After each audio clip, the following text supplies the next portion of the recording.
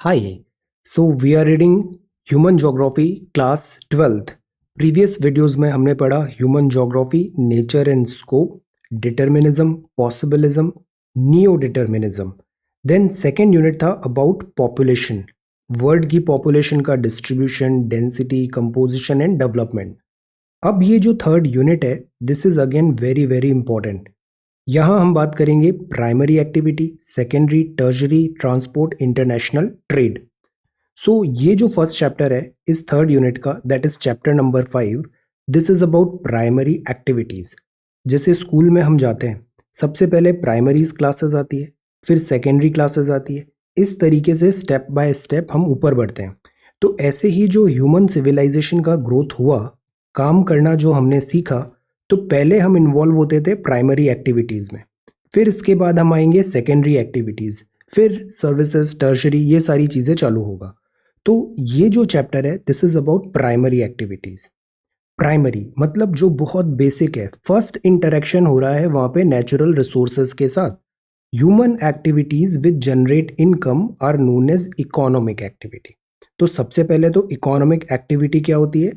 किसी भी एक्टिविटी से, किसी भी कार्य से अगर इनकम जनरेट हो रही है तो उसको बोला जाता है economic activity. Economic activity broadly grouped होती है primary, secondary, tertiary, quaternary activities में. प्राइमरी एक्टिविटी वो होती है जो डायरेक्टली डिपेंडेंट होती है एनवायरनमेंट पे. सीधा फर्स्ट हैंड वहाँ पे दिस एक्शन हो रहा है, इंटरेक्शन हो रहा है एनवायरनमेंट के साथ. तो प्राइमरी एक्टिविटीज़ वो एक्टिविटीज़ होती है जो डायरेक्टली डिपेंडेंट होती है एनवायरनमेंट पे. These refer to utilization of earth's resources. अब एनवायरनमेंट में क्या होता है? रिसोर्सेज होते हैं. Resources like land, water, vegetation, building material, minerals. अगर इनसे फर्स्ट हैंड इंटरेक्शन हो रहा है, लैंड से, वाटर से, वेजिटेशन से, बिल्डिंग्स मटेरियल से, या फिर मिनरल्स से, मिनरल्स लाइक कोल, आयरन एट्सेट्रा, तो ये सब कहलाएगा प्राइमरी एक्टिविटी. तो इसमें क्या क्या इंक्लूड हुआ? हंटिंग, गैदरिंग, पेस्टोरल एक्टिविटी, जो ये लाइव स्टॉक को पेस्टोरलिस्ट होते हैं, फिशिंग, फॉरेस्ट्री, एग्रीकल्चर, माइनिंग और क्वारिंग, पत्थर तोड़ना. तो ये सारी चीज़ें जो होती है वो कहलाती है primary activity. Why inhabitants of coastal and plain regions are engaged in fishing. अब सीधी सी बात है, जैसे इंडिया की जो कोस्ट लाइन है, टोटल कोस्ट लाइन से अराउंड 7500 किलोमीटर है. तो जो कोस्ट लाइन वाले स्टेट्स हैं वहाँ पे आप देखना, फिश जो होता है वो प्राइमरी कंपोनेंट होता है डाइट का. कोस्टल एरियाज में फिशरमैन होते हैं, लोग जहाँ होते हैं वो ज़्यादातर फिशिंग एक्टिविटी करते हैं. फिशिंग में एग्रीकल्चर भी होता है. एग्रीकल्चर कहाँ पे होता है? प्लेन में होता है. जैसे हमारा ये गैंगेटिक प्लेन है, पंजाब, यूपी, दिस, ये पूरा जो है ये यहाँ पे एग्रीकल्चर ज़्यादा होता है. तो कोस्टल में हो गया फिशिंग, प्लेन में हो गया agriculture, because geography is destiny. So what are the physical and social factors which affect the type of primary activity in different region? तो फैक्टर्स क्या हो जाते हैं? सिंपल ज्योग्राफिकल फैक्टर्स डिटरमाइन करते हैं कि नेचर के साथ क्या इंटरेक्शन हो रहा है, किस टाइप की प्राइमरी एक्टिविटीज वहाँ पे डोमिनेट करेगी. फॉर एग्जाम्पल झारखंड है, झारखंड में बहुत सारे मिनरल्स हैं, तो यहाँ प्राइमरी एक्टिविटी में माइनिंग बहुत ज़्यादा डोमिनेट करेगा. तो इस तरीके से ज्योग्राफी डिटरमाइन करती है. People engaged in primary activities are called red collar worker. ये अभी आगे और डिटेल में पढ़ेंगे. ये डिफरेंट टाइप ऑफ वर्कर्स हैं, red collar, blue collar, white collar. तो जो प्राइमरी एक्टिविटी करते हैं उनको बोला जाता है red collar worker, because outdoor nature of their work होता है, direct interaction with this nature हो रहा है वहाँ पे. So we get to learn about primary activities, red collar workers और different type of geographical and social conditions जो determine करेगी primary activities को. अब एक होता है hunting and gathering. Earliest human beings थे वो डिपेंडेंट थे इमीडिएट एनवायरनमेंट पे. सबसे पहले तो हमने हंट करना ही सीखा था. आप भीम बेटका की पेंटिंग्स देखिए तो वहाँ पे हंटिंग की जाती थी. सबसे पहले हमने हंटिंग सीखा. तो अर्ली जो ह्यूमन बींग्स थे वो इमीडिएट एनवायरनमेंट पे डिपेंड होते थे, हंटिंग करते थे, एनिमल्स विच दे हंटेड. और फिर साथ ही साथ उन्होंने प्लांट्स भी सीखा, एग्रीकल्चर भी सीखेंगे, edible plants which they gathered from forest in the vicinity. तो शुरुआत में दिस हंटिंग एंड गैदरिंग था. अभी एग्रीकल्चर नहीं आया है, आगे आएगा. पहले हंटिंग हुआ और ये जो प्लांट्स के हैं इसको गैदर किया. सो दिस इज हंटिंग और ये गैदरिंग, ये सब प्राइमरी एक्टिविटीज है। प्रिमिटिव सोसाइटीज डिपेंडेंट थी वाइल्ड एनिमल्स में। People located in very cold and extremely hot climate survived on hunting, hunting से ही इनका सर्वाइवल डिटरमाइन होता था। People in the coastal area fish catch करते थे। Fishing has experienced modernization due to technological progress. जैसे आगे हम जापान का एग्जाम्पल देखेंगे। फिशिंग तो एक तो होती है ट्रेडिशनल फिशिंग, दूसरी फिशिंग होती है जिसमें साइंस एंड टेक्नोलॉजी आ जाती है। फॉर एग्जांपल इनकी फिशिंग नेट्स में, इनके ट्रॉलर्स मशीन्स में, इनमें कोल्ड स्टोरेज आ जाता है। ये वेदर की सैटेलाइट डेटा लेके फिर ये जाते हैं सी में, ये साइंटिफिकली मैप देखते हैं कि कहाँ पे फिशिंग एरिया, फिशिंग बैंक कहाँ पर है, फिश कहाँ पे वैरायटी ज़्यादा है, चांसेस कहाँ है ज़्यादा कैच करने के। तो फिशिंग में भी मॉडर्नाइजेशन हुआ। Many species now have become extinct or endangered due to illegal hunting or poaching. Now this is the thing. जब बैलेंस डिस्टर्ब होता है, रिप्लेनिश नहीं हो पा रहा है और ज़्यादा हंटिंग हो रहा है या फिर ज़्यादा फिशिंग हो रहा है, फिशेज रिप्लेनिश नहीं हो रही है, तो उससे दिस डिप्लीशन होता है, डिप्लीशन ऑफ नेचुरल रिसोर्सेज होता है। The earlier hunters used primitive tools made of stones, twig, arrow. Bhimbetka का पेंटिंग आप एक बार देखना, क्लास 11th की जो बुक है हिस्ट्री की, art and culture. Number of animals killed was limited. Why was hunting being banned in India? और India में ऑब्वियसली हंटिंग बैन हो जाएगा बिकॉज नेचुरल जो रिसोर्सेज हैं वो डिप्लीट हो रहे हैं। So gathering and hunting are the oldest economic activity known. These are carried out at different level with different orientation. तो सबसे जो पुरानी इकोनॉमिक एक्टिविटी रही है वो रही है गैदरिंग और hunting. Gathering is practised in region with harsh climatic conditions, जैसे कि ठंड बहुत ज़्यादा है, गर्मी बहुत ज़्यादा है, रेन्स बहुत ज़्यादा है। It often involves primitive society.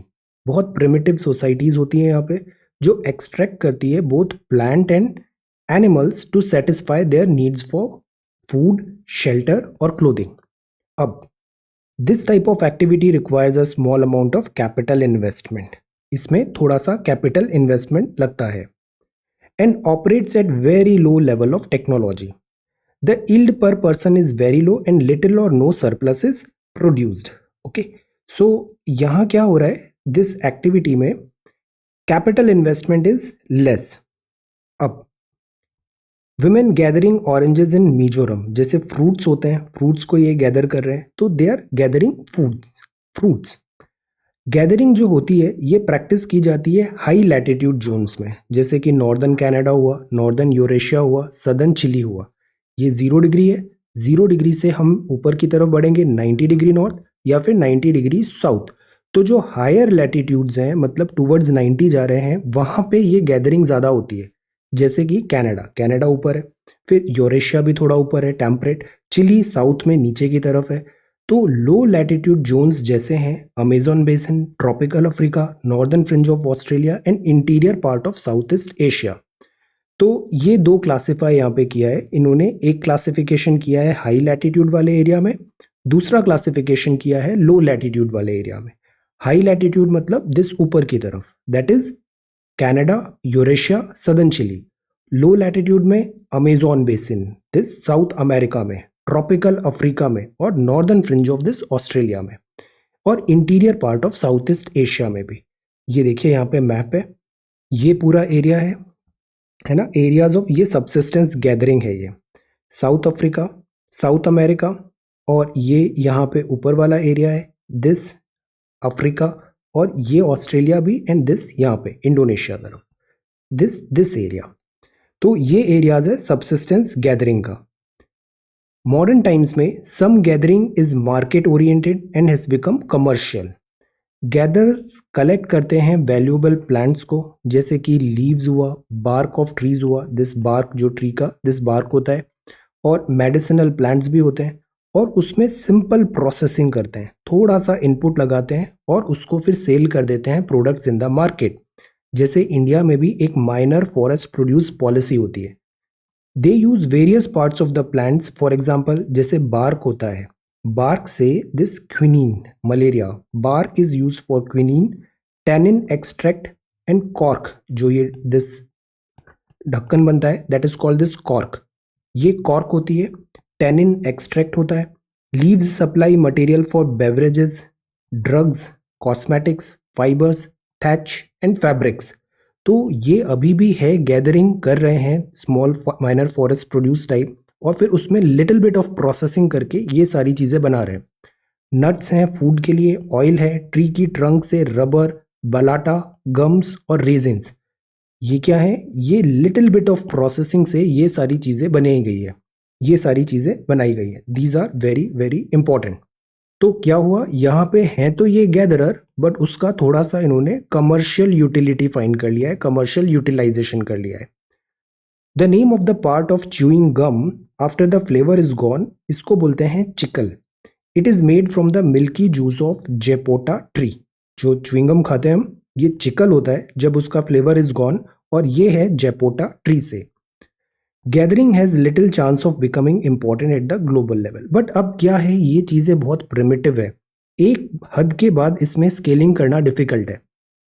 Little chance of becoming important at global level, so products of such an activity can not compete in the world market, because ये बहुत ज़्यादा रॉ है, ये बहुत ज़्यादा रिफाइंड नहीं है। Moreover, synthetic products often of better quality, lower price में रिप्लेस कर दिया है many items supplied by the gatherers in tropical forest. जैसे जूट की सप्लाई होती थी, जूट का दिस रोप्स एंड ऑल भी बनते थे, अब फिर आ गया दिस रबर, नेचुरल रबर आ गया, या फिर नायलॉन आ गया।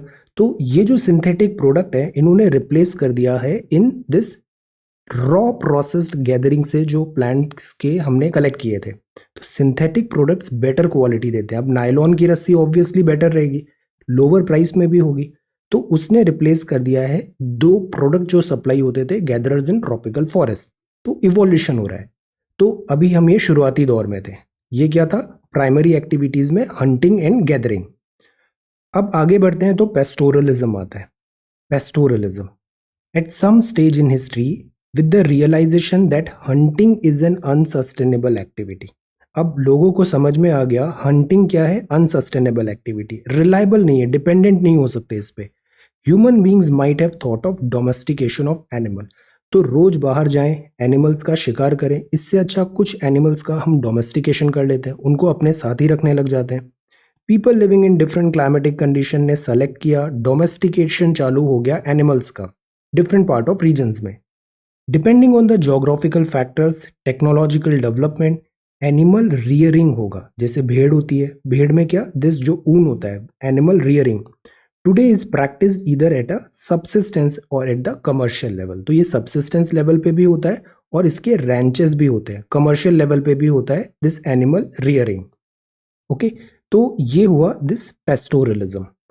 इसके बाद आता है नोमैडिक हर्डिंग। नोमैड क्या होते हैं, जो एक जगह नहीं टिकते हैं, घूमते रहते हैं। नोमैडिक हर्डिंग और pastoral nomadism is a primitive subsistence activity. Subsistence का ब्रॉडली अगर देखें मतलब तो ये होता है कि जो भी एक्टिविटी कर रहे हैं वो मोस्टली खुद ही के कंजम्पशन में यूज हो रही है। Primitive subsistence activity in which the herders rely on animal for food. अब ये जो हर्डर्स है, जैसे ये हर्डर है, ये क्या है, हर्डर है, ये इस तरीके से शीप को आगे ले जा रहे हैं, शीप अप कर रहे हैं mountains at the onset of summer में। So who they are nomads. अब ये क्या है, काइंड ऑफ सबसिस्टेंस है, फूड के लिए, क्लोथिंग, शेल्टर, टूल, ट्रांसपोर्ट, ये सब चीजें इनको अपने दिस हर्ड से मिलेगी। अब जो उनका लाइव स्टॉक है, they move from one place to another, एक जगह से दूसरी जगह वो घूमेंगे, नोमैड घूमेंगे, जहां इनको बेटर फैसिलिटी मिलेगी, जहां पे ग्रीन पॉस्चर दिख रहा है ये घूमते रहते हैं, जहां पे क्लाइमेट चेंज हो रहा है तो सीजन्स चेंज हो रहे हैं, तो उस तरीके से ये एक जगह से दूसरी जगह घूमेंगे, ट्रांसह्यूमेंस करेंगे।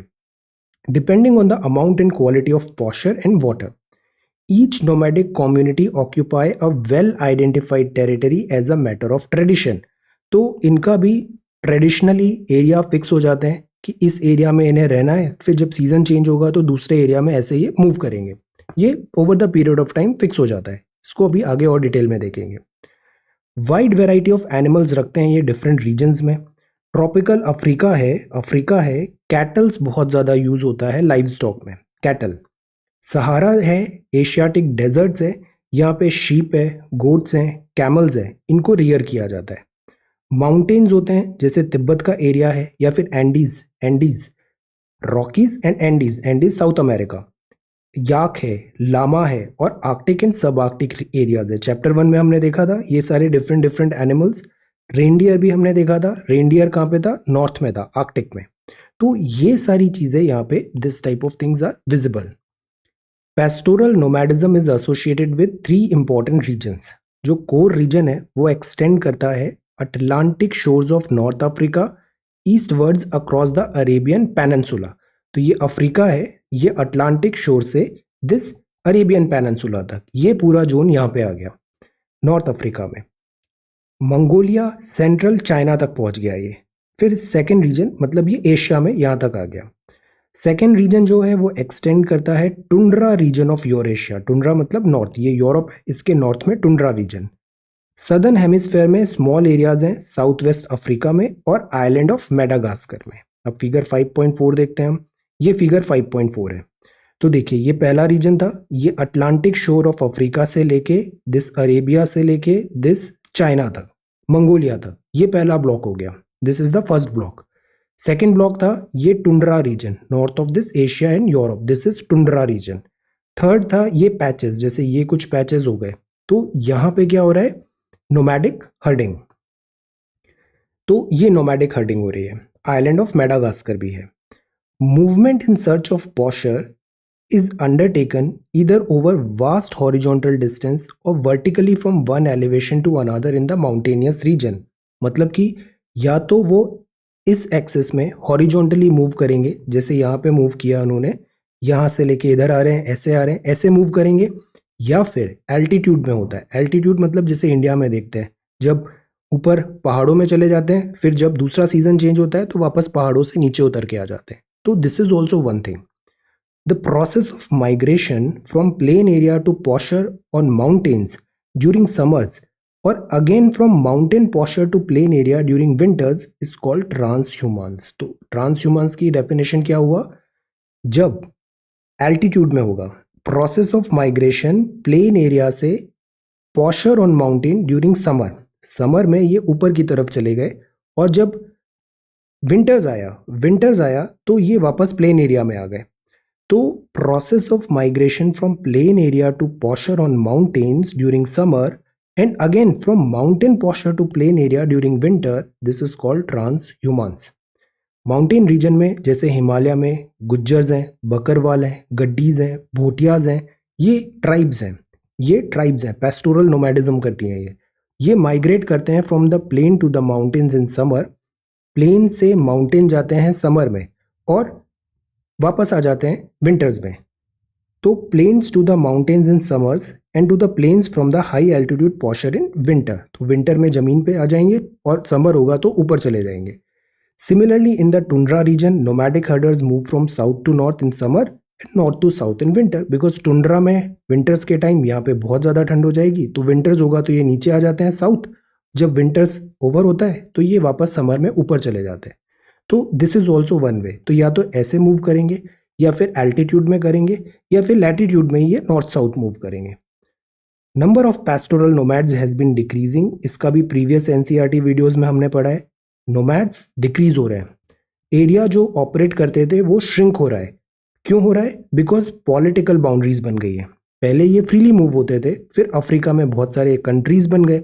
अब एक कंट्री P1 से दूसरे कंट्री P2 जाना है तो वो पॉसिबल नहीं होगा, तो इनका एरिया रिस्ट्रिक्ट हो गया बिकॉज पॉलिटिकल बाउंड्रीज आ गई और नया सेटलमेंट प्लान्स आ गए डिफरेंट कंट्रीज में। तो ट्रांसह्यूमांस, नोमैडिक हर्डिंग, ये सारी चीजें ऑन डिक्लाइन है। तो ये एक कौन सी चीज हुई? Nomadic herding, pastoralism.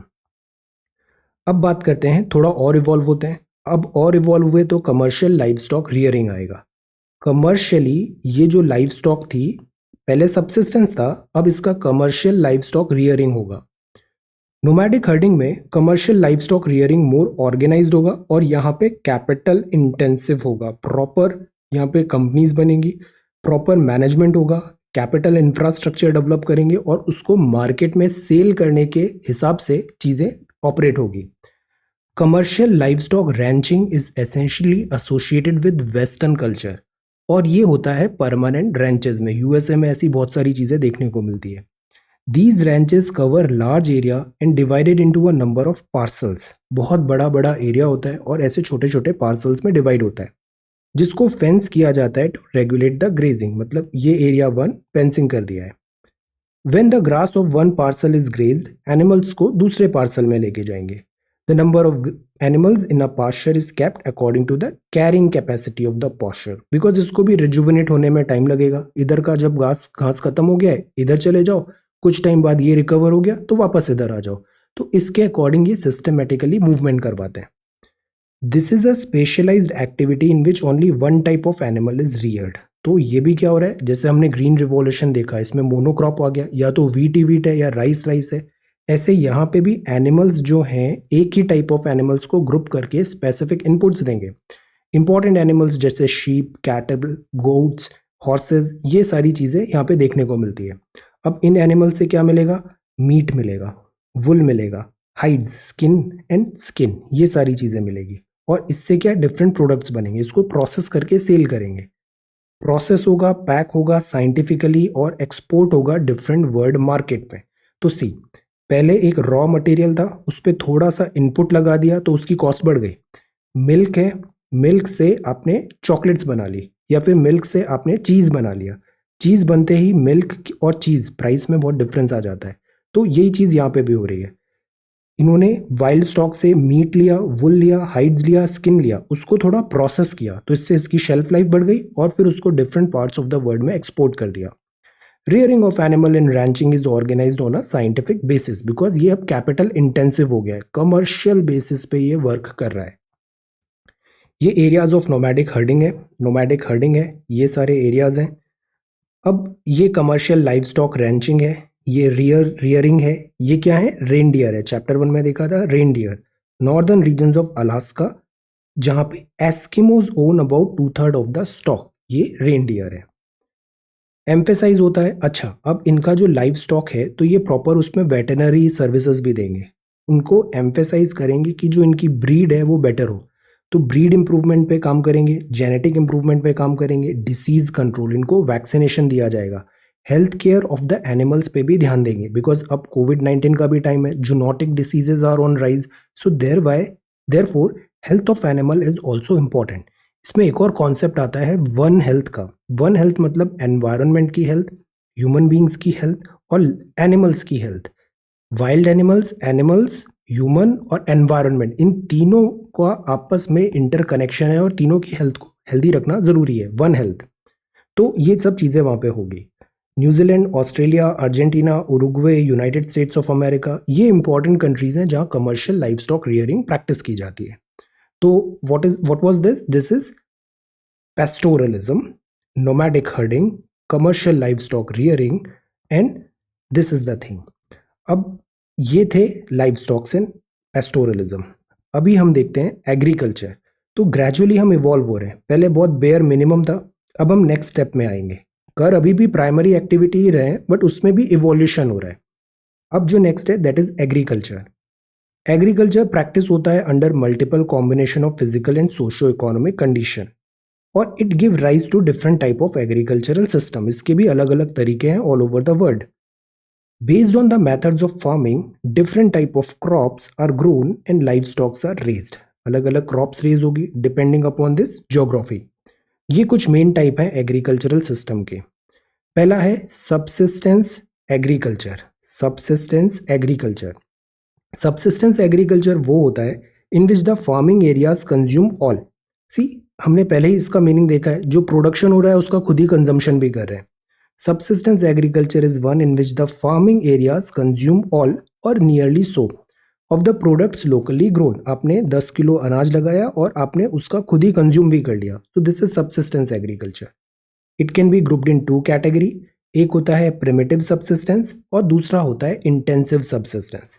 तो सबसिस्टेंस का मीनिंग देखा, कंजम्पशन बाय ओन, ये 2 कैटेगरी होती है, एक होता है प्रिमिटिव, दूसरा होता है इंटेंसिव। प्रिमिटिव सबसिस्टेंस एग्रीकल्चर में या फिर शिफ्टिंग कल्टीवेशन वाइडली प्रैक्टिस्ड होता है काफ़ी सारी ट्राइब्स में इन द ट्रॉपिक्स, अफ्रीका में, साउथ एंड सेंट्रल अमेरिका में और साउथ ईस्ट एशिया में भी। ये है primitive subsistence agriculture, shifting cultivation हो रहा है। ये एरिया थे कमर्शियल लाइव स्टॉक रियरिंग का, जो प्रीवियस सेक्शन में देखा था। देखिए ये नॉर्थ अमेरिका वाला एरिया है, ये इधर साउथ अमेरिका वाला एरिया है।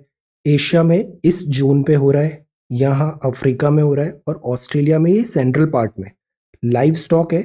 लाइव स्टॉक का कमर्शियल वे में रियरिंग हो रहा है। सो this is the spread geography. और ये है प्रिमिटिव सबसिस्टेंस एग्रीकल्चर। प्रिमिटिव है, सबसिस्टेंस है, मतलब कंजम्पशन खुद ही कर रहे हैं, और प्रिमिटिव है। तो इसका भी एरिया ये है। सी इक्वेटर मोस्टली ये ट्रॉपिक्स वाले एरिया में है। This is south America, Amazon rain forest का आसपास का एरिया है। थोड़ा इधर मैक्सिको सेंट्रल अमेरिका में भी है। फिर ये सेंट्रल अफ्रीका है, और ये वाला जो एरिया है ये साउथ ईस्ट एशिया है।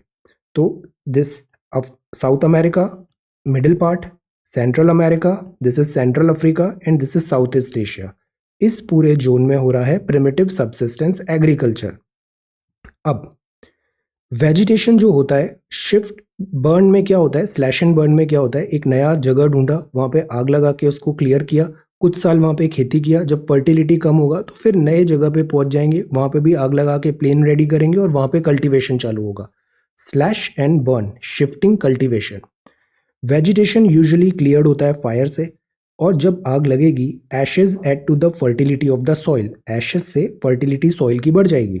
Shifting cultivation is thus also called slash and burn agriculture.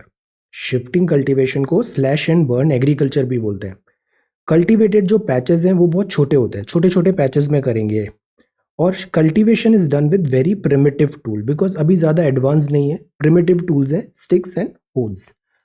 After some time the soil loses its fertility. अब थोड़े टाइम तक खेती किया, फर्टिलिटी कम होगा, तो फार्मर को लगता है अब नए जगह जाना चाहिए, तो फार्मर शिफ्ट हो जाएगा अनदर पार्ट्स में और दूसरा पैच क्लियर करेगा for cultivation.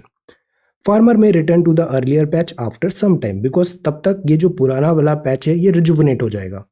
One of the major problem of shifting cultivation is that the cycle of the cycle of jhum becomes less and less due to loss of fertility in different parcels.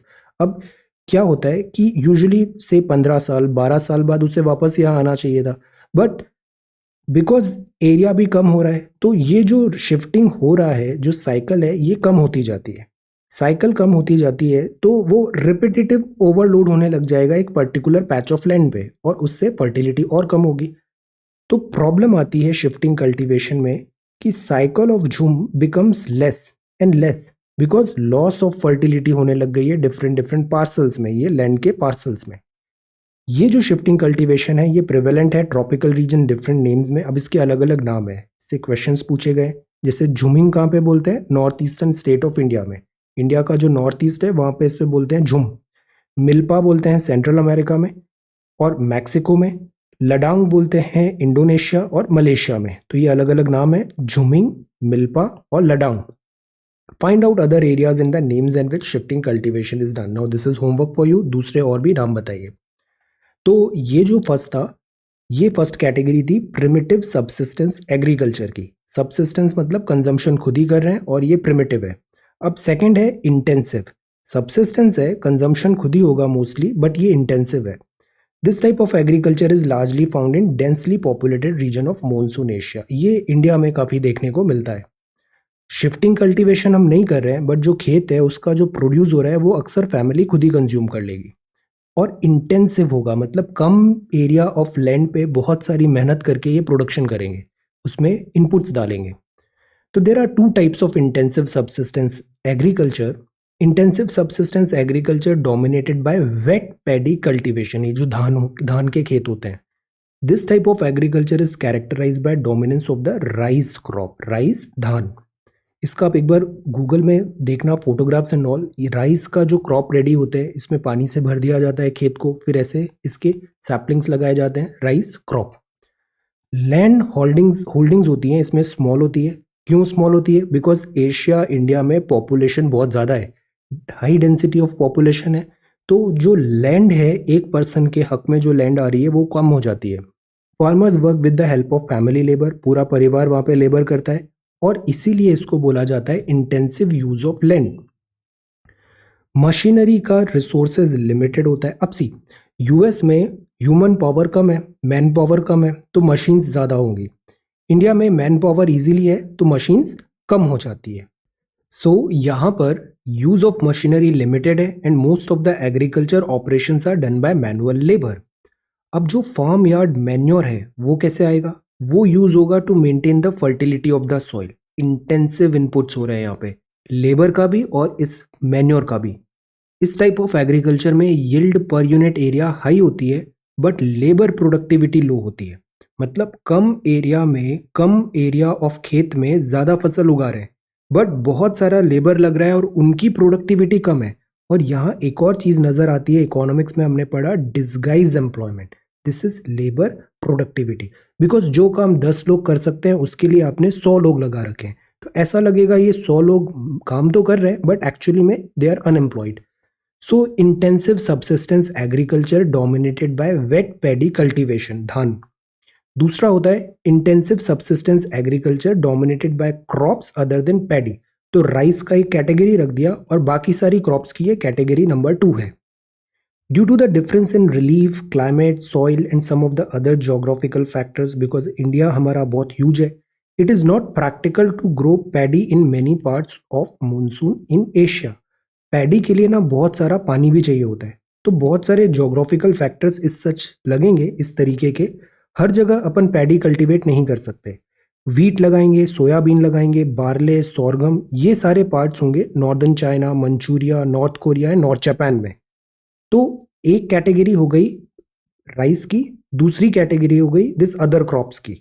इन सब area में ये other crops हो सकती है, wheat, soybean, barley, sorghum. India में wheat is grown in western part of Indo Gangetic plain. Indo Gangetic plain western part में wheat grow होता है।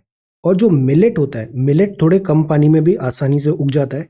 Millets are grown in dry parts of western and southern India. So see, इसीलिए dry parts, because millets को इतना पानी नहीं चाहिए, rice को बहुत पानी चाहिए। तो मिलेट्स जो होता है वो dry parts of western and southern India में उगेगा।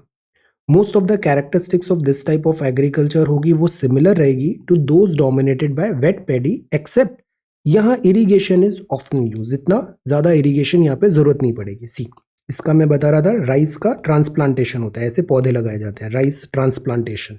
This is rice transplantation, paddy. तो ये क्या कहलाया? ये कहलाया इंटेंसिव सबसिस्टेंस एग्रीकल्चर। और सबसिस्टेंस का पहला पार्ट था प्रिमिटिव। सबसिस्टेंस का मतलब कंजम्पशन हम खुद ही कर रहे हैं।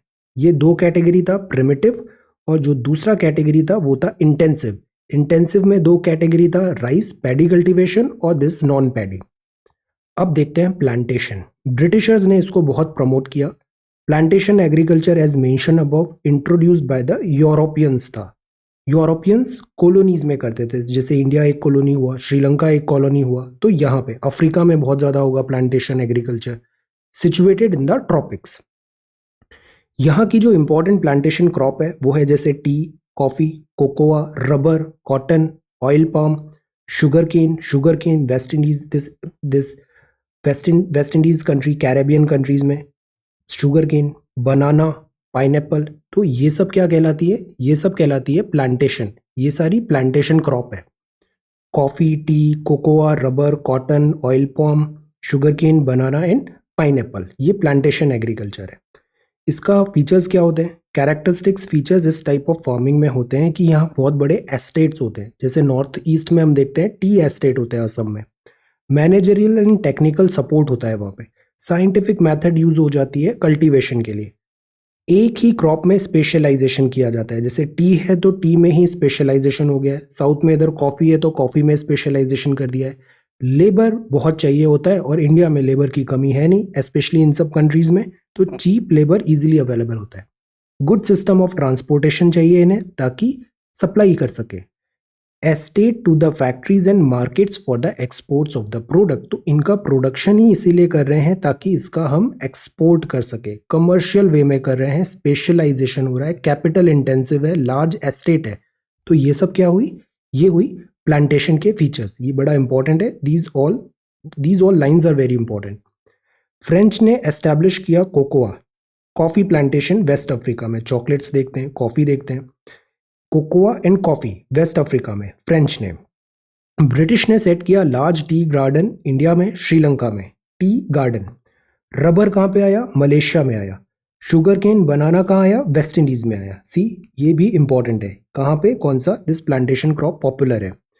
स्पेनिश और अमेरिकन ने इन्वेस्ट किया हेविली कोकोनट में, और शुगर केन प्लांटेशन फिलीपींस में, यहाँ पे फिलीपींस में किया। Dutch once had monopoly over sugar cane plantation in Indonesia. Dutch यहाँ पे आ गए। ये सारे यूरोपियंस हैं। कॉफी के ये जो एस्टेट्स होते हैं ना, इसको बोलते हैं fazendas. Some coffee fazendas large population in Brazil are still managed by Europeans. तो ये सब हो रहे हैं प्लांटेशन क्रॉप्स। आज भी ownership of the majority of the plantation has passed into the hands of government और the nationals of the countries concern. तो यूरोपियंस तो चले गए बिकॉज कॉलोनीज इंडिपेंडेंट हो गई, और ये जो एस्टेट्स थे प्लांटेशन के, वो या तो वहीं के नेशनल गवर्नमेंट को दे दिया या फिर प्राइवेट हैंड में आ गया। इस टाइप का टी प्लांटेशन होता है। See, this is tea plantation. ये कहाँ पर हो रहा है? ये slope of hills are used for tea plantation because favourable geographical conditions हैं। इसमें हम आगे और देखेंगे ज्योग्राफी कंडीशंस क्या इंपॉर्टेंट होती है। जैसे टी होता है, टी को एक हल्का स्लोप चाहिए होता है, यहाँ पे सॉइल जो वाटर है वो रिटेंशन नहीं होना चाहिए, फ्रीली फ्लो हो जाना चाहिए, ऐसी कंडीशंस होती हैं। तो this is tea plantation, geographical conditions favourable है। अब एक्सटेंसिव कमर्शियल ग्रेन कल्टीवेशन हुआ, तो ये तो प्लांटेशन हुआ। अब जो नेक्स्ट कैटेगरी है वो है एक्सटेंसिव है, लार्ज स्केल में होगा, commercial, commercial profit making. Grain, grain मतलब अनाज, अनाज बनाएंगे जो हम दिस सीरियल्स मास कंज्यूम करते हैं। Cultivation, commercial grain cultivation is practised in the interior part of semi arid lands of the mid latitude. Mid latitude है 0 डिग्री, ये मिड मतलब करीब बीच में, और यहाँ पे भी सेमी एरिड लैंड में। वीट यहाँ पे प्रिंसिपल क्रॉप है। कॉर्न, बार्ले, ओट्स, राई ये भी ग्रो होता है। कॉर्न, बार्ले, ओट्स, राई, आपको इनके हिंदी नाम भी पता होना चाहिए। The size of the farm is very large. Entire operation of cultivation, जैसे प्लो करना, प्लो मतलब दिस जुताई, जुताई करना, हार्वेस्ट करना, ये सब मैकेनाइज्ड होता है। तो सी, ये जैसे मशीन्स है ना बड़ी बड़ी, इनसे ये सारा काम करते हैं। जुताई भी हो जाती है, सीड्स भी लगा देते हैं, और फिर ऐसे ये थ्रेशर और इससे ये इनको कटाई भी हो जाती है। तो प्लोइंग टू हार्वेस्टिंग मैकेनाइज्ड है। लो इल्ड पर एकड़ है बट हाई इल्ड पर पर्सन है। अब इंडिया में जस्ट उल्टा था, इंडिया में हाई इल्ड पर एकड़ था बट लो इल्ड पर पर्सन था। और ये जो कमर्शियल फार्म्स हैं यहाँ पे लो इल्ड पर एकड़ है, बट एक पर्सन ज्यादा ऑपरेट करेगा, आउटपुट देगा, बिकॉज वो एक पर्सन वर्क कर रहा है इन मशीन्स में। जिस काम को करने के लिए 10 लोग चाहिए होते थे, ये एक मशीन उस काम को कर देगी। तो पर पर्सन यील्ड बढ़ जाएगा, बट ये एरिया देखे ना तो पर एकड़ का कंजम्पशन यील्ड इतना ज्यादा है नहीं यहाँ पे। तो देर इज लो यील्ड पर एकड़ और हाई यील्ड पर पर्सन। और इंडिया में 1 एकड़ में बहुत ज्यादा फसल उग जाएगी, बट जो पर्सन का पर प्रोडक्टिविटी है वो कम रहेगा, क्योंकि यहाँ पे number of humans are less. इसी से हमने पॉपुलेशन जो प्रीवियस यूनिट में देखा, पॉपुलेशन का डिस्ट्रीब्यूशन अनइवन है, इनके पास नंबर्स नहीं है, और इंडिया के पास पॉपुलेशन सरप्लस है। ये मैकेनाइज्ड ग्रेन फार्मिंग है। कंबाइन क्रूज है, capable of harvesting grain over many hectares in a single day. तो स्पीड बढ़ जाती है बिकॉज ये मशीन्स के थ्रू काम करते हैं। एक्सटेंसिव कमर्शियल ग्रेन कल्टीवेशन, ये मैप है। ये जो मैप है ना, इसका आप एक और प्रैक्टिस करना, इट्स वेरी इजी। ये मैप आपको क्विकली ऐसे ड्रॉ करना आना चाहिए। एक्यूरेटली भी नहीं बन रहा है, बट एक रफ आइडिया आप ऐसे तुरंत बनाने का प्रैक्टिस करो, फ्री हैंड से दिस मैप ड्रॉ करना। ओके, अब ये कमर्शियल ग्रेन फार्मिंग का हो रहा है, जैसे इस एरिया में हो रहा है, ये एरिया है, दिस एरिया है, दिस। ओके, तो यहाँ पे क्या हो रहा है, मिड लैटिट्यूड्स एंड अबव में commercial extensive grain farming. Eurasian में है, ये ग्रासलैंड्स बहुत फेमस है, जैसे यूरेशियन के स्टेपे, कैनेडियन एंड अमेरिका में प्रायरी, पैम्पास कहाँ पर है, अर्जेंटीना में, फेल्ट कहाँ पर है, साउथ अफ्रीका में, ऑस्ट्रेलिया में है डाउन, और कैंटरबरी है न्यूजीलैंड में। इनके नाम याद होने चाहिए। स्टेपे कहाँ पर है, यूरेशिया में। कनाडा और अमेरिका में क्या है, प्रायरी। ये सब क्या है, ये प्रायरी है, ये प्रायरी है, ये क्या है, स्टेपे है। और पैम्पास है अर्जेंटीना में, दिस इज पैम्पास, ये अर्जेंटीना है। देन फेल्ट कहाँ पर है, ये फेल्ट है, this is south Africa.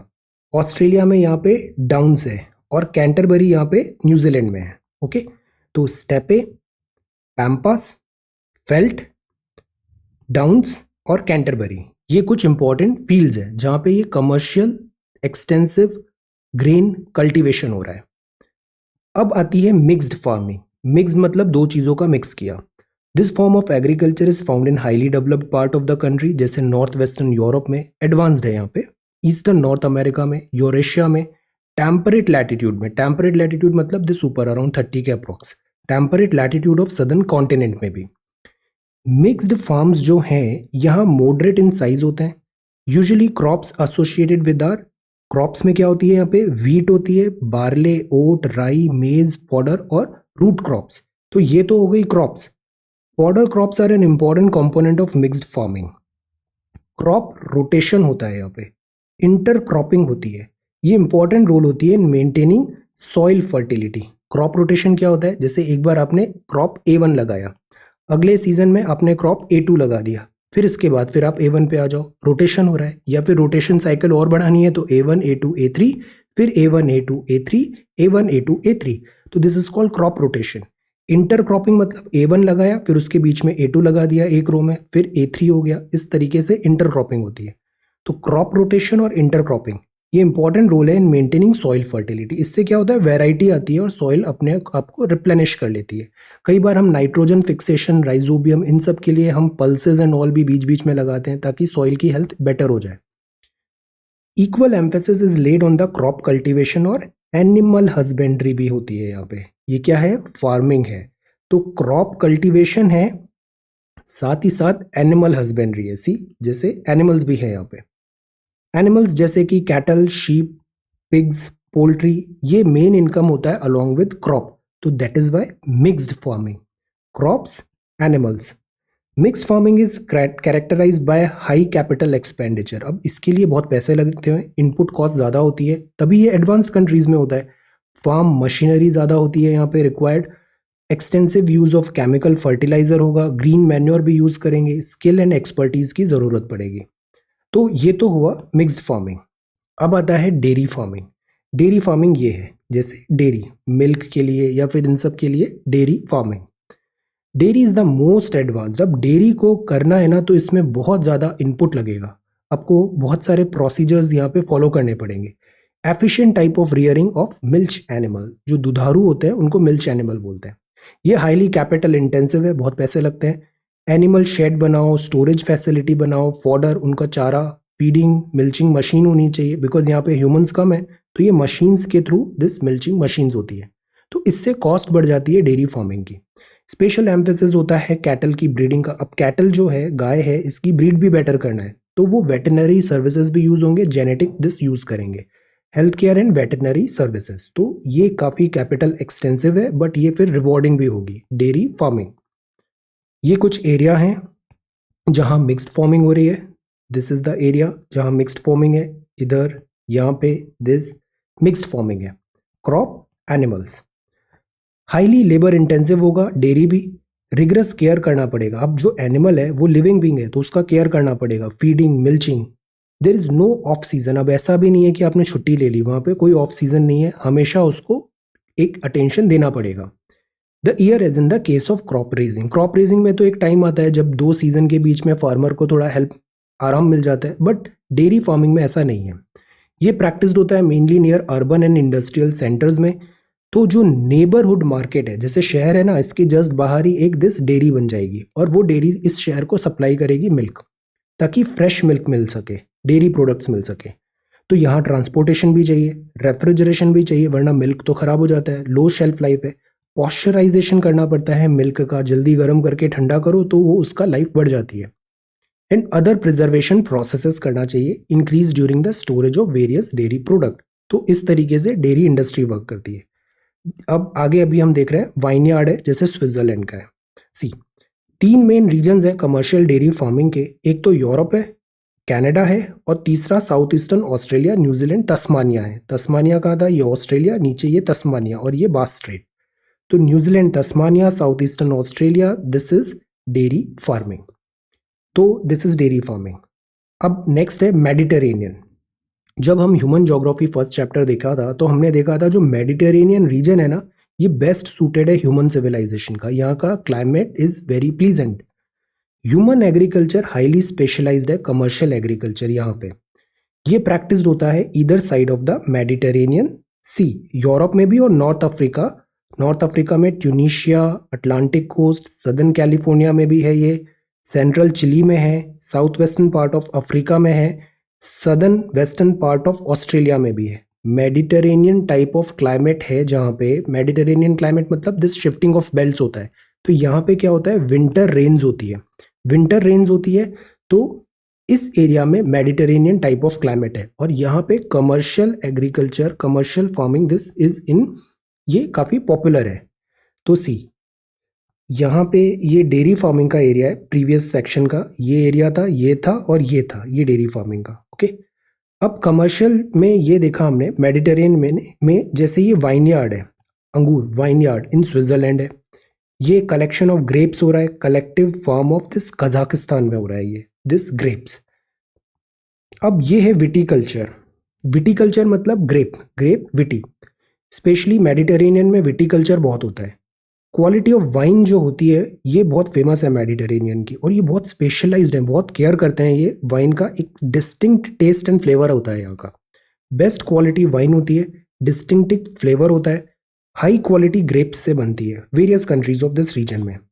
Inferior जो ग्रेप होती है, अब सारी ग्रेप्स की क्वालिटी एक जैसी नहीं होगी, जो इन्फीरियर है तो उससे रेजिन बना देते हैं, करंट्स बना देते हैं dark. This region also produce olive and figs, olive oil जो होता है ना वो मेडिटेरेनियन रीजन से आता है, फिग्स भी।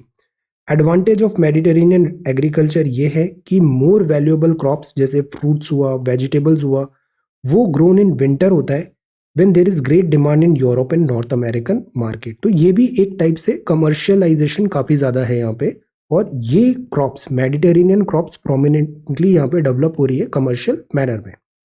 सो दिस इज मेडिटेरेनियन। नेक्स्ट है market gardening and horticulture, gardening and horticulture ये नेक्स्ट बिग थिंग बन रहा है। Market gardening and horticulture specialise होता है cultivation of high value crop में, जैसे सब्जियां, फ्रूट्स, फ्लावर्स, इस पे एम्फेसाइज होता है। इंडिया में भी दिस मिशन हॉर्टिकल्चर में हम बहुत एम्फेसाइज कर रहे हैं, फार्मर इनकम को डबल करने के लिए this is an important thing, diversify करना जरूरी है, वेजिटेबल, फ्रूट्स एंड फ्लावर्स। और ये चीज़ों की डिमांड सोलली होती है अर्बन मार्केट में, तो ये भी शहर के आसपास होगा। Farms small and are located, there are good transportation है शहर के आसपास, तो वहाँ इस टाइप से आप देखना फार्म हाउस बन जाते हैं, हॉर्टिकल्चर के लैंड बन जाते हैं, नर्सरीज बन जाती है। अब ये अर्बन सेंटर से कनेक्टिविटी होती है, बिकॉज अर्बन सेंटर में हाई इनकम ग्रुप भी है जहाँ कंज्यूमर्स लोकेटेड है। It is both labour and capital intensive होती है, लेबर और कैपिटल इंटेंसिव। और ये एम्फेसिस भी ये यहाँ पे होता है इरिगेशन का, बिकॉज इनके पास साउंड टेक्नोलॉजी होती है, शहर के पास है तो इजी सारे इनपुट्स भी मिलेंगे इन्हें। Irrigation, high yield variety seeds है, फर्टिलाइजर्स है, इंसेक्टिसाइड, ग्रीन हाउसेस क्या होते हैं, ग्लास के ऐसे बहुत बड़ा एक चैम्बर बना लेते हैं, तो वहाँ पे ग्रीन हाउस गैस इफेक्ट का, ग्रीन हाउस जो होता है कि शॉर्ट वेव रेडिएशन आ रहा है, लॉन्ग नहीं आ रहा है, इससे क्या होता है यहाँ पे टेम्परेचर, एक कंसिस्टेंट हाई टेम्परेचर हम मेंटेन कर सकते हैं।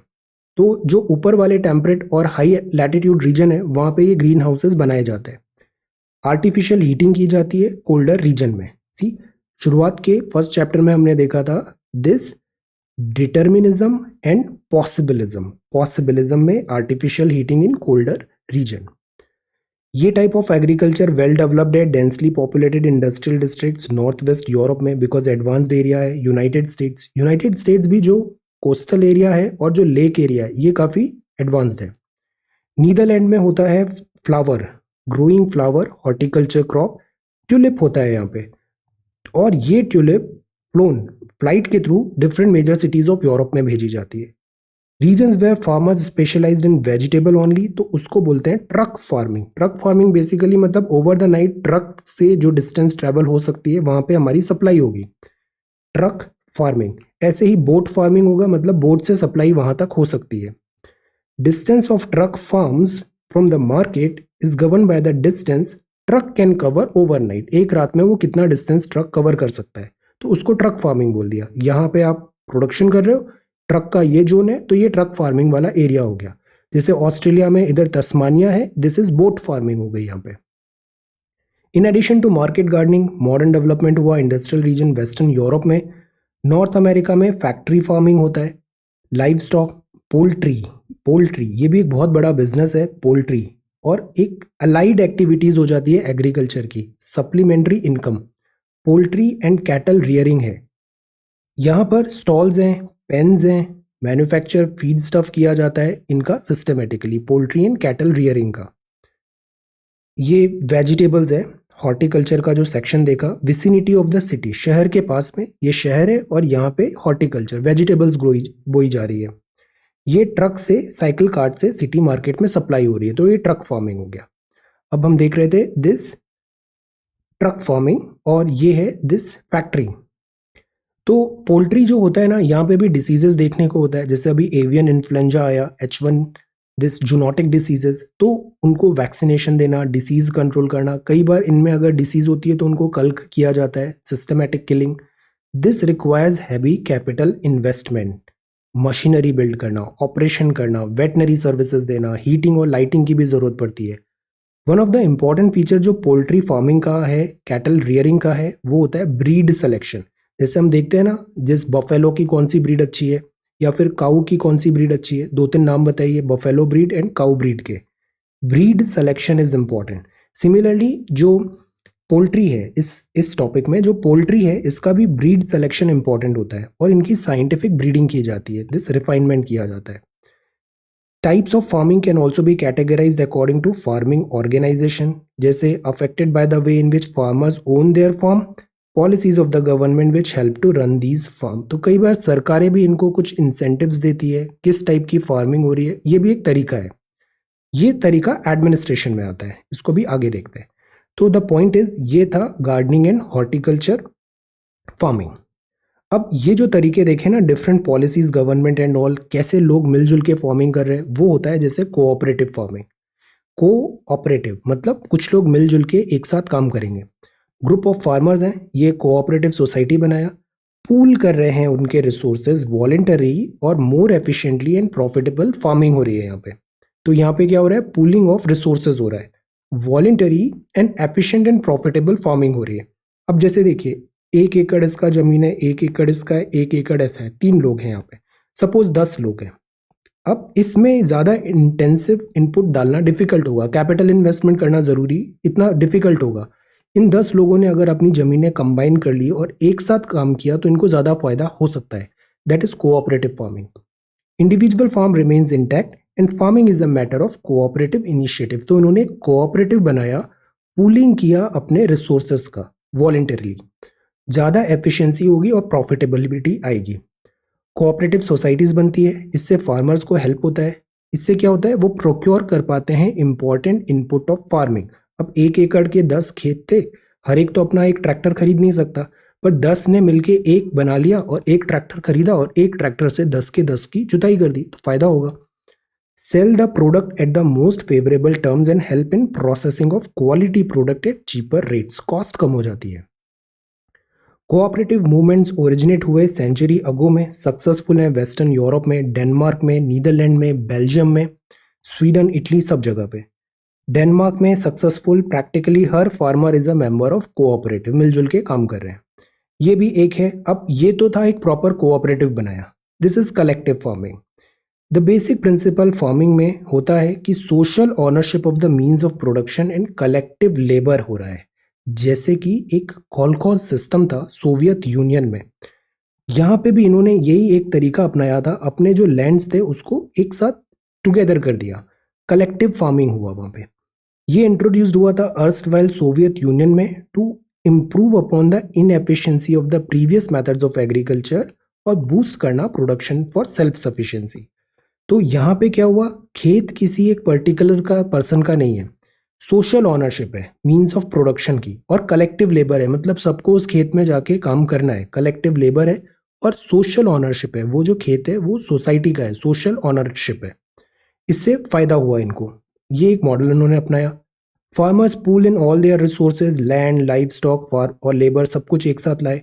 दे are allowed to retain very small pots of grown crops in order to meet their dairy requirement, और जो प्रोडक्शन हुआ उसमें से उसका जो परसेंटेज बन रहा है फार्मर का, वो उसको दे दिया जाएगा।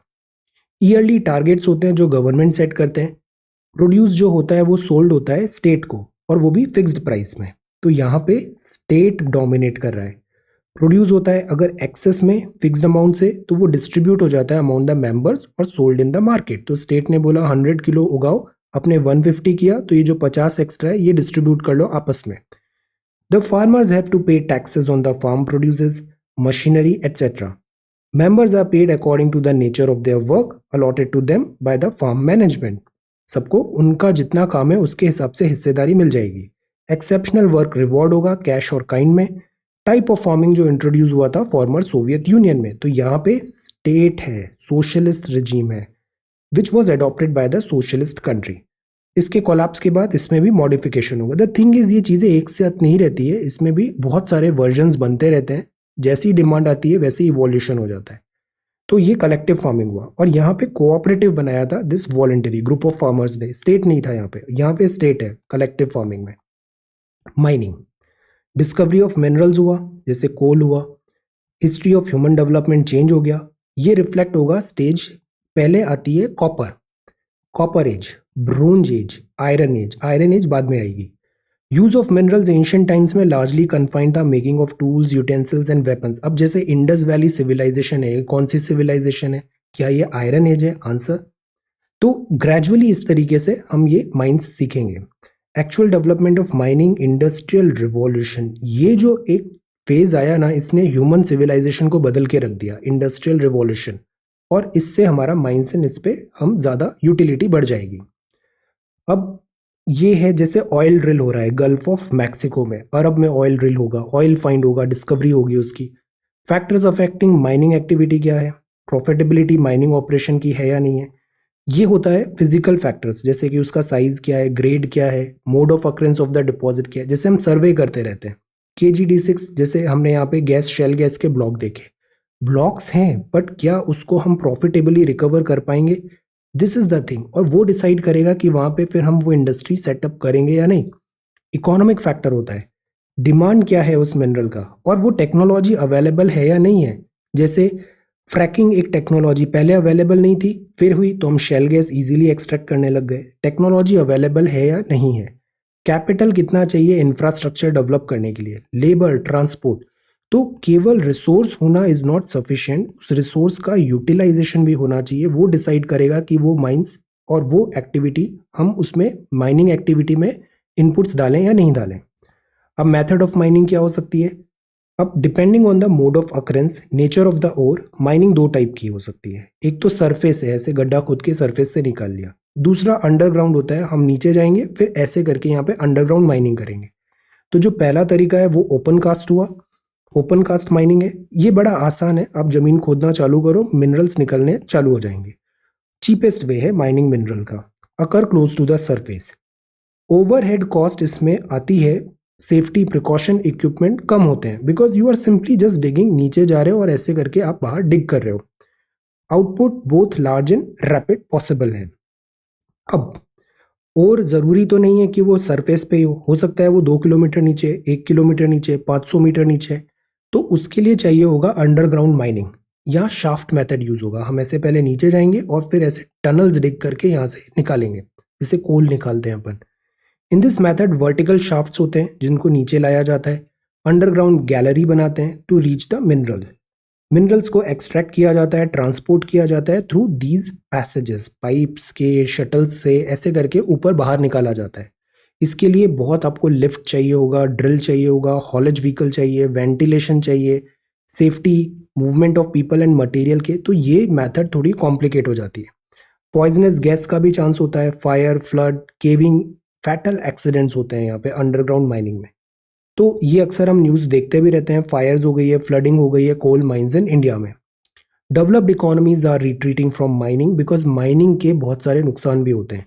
Processing, refining stages of production due to high labour cost. और जो developing countries with large labour force and striving for higher standard of living are becoming more important. तो क्या कहने की कोशिश है, जैसे अभी यूएस का इलेक्शन हुआ है, इसमें जो शेल गैस एक्सट्रैक्शन वगैरह है, ये बहुत बड़ा मुद्दा था। बिकॉज माइनिंग एक्टिविटी से क्या होता है, एनवायरमेंटल डैमेज भी होता है, हाई लेबर कॉस्ट भी होती है इसकी डेवलप्ड में। डेवलपिंग के लिए अलग क्राइटेरिया हो सकता है। सेवरल कंट्रीज जो हैं अफ्रीका एंड साउथ अमेरिका की, Asia 50% of the earning mineral alone से होता है। इंडिया में भी कुछ स्टेट्स हैं जैसे झारखंड हुआ, ओडिशा हुआ, ये हैविली डिपेंडेंट है माइंस एंड मिनरल्स में। इंपॉर्टेंट सोर्स ऑफ रेवेन्यू है उनका, स्टेट रेवेन्यू का। तो this is methods of mining, open cast और underground, this is mining activity.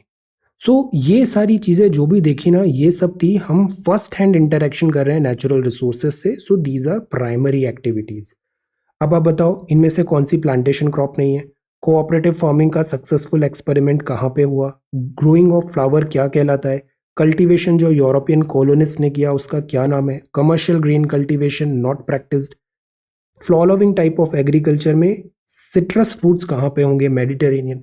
जहां भी नॉट लिखा है ना उसको एनसर्कल करना है, गलती नहीं होती है फिर। Following is not called slash and burn, not follow monoculture. 30 शब्दों में बताइए, shifting cultivation is bleak, future bleak है इसका because this is not efficient. Gardening practice urban area में क्यों होती है? Large scale dairy farming result of development of transportation and refrigeration.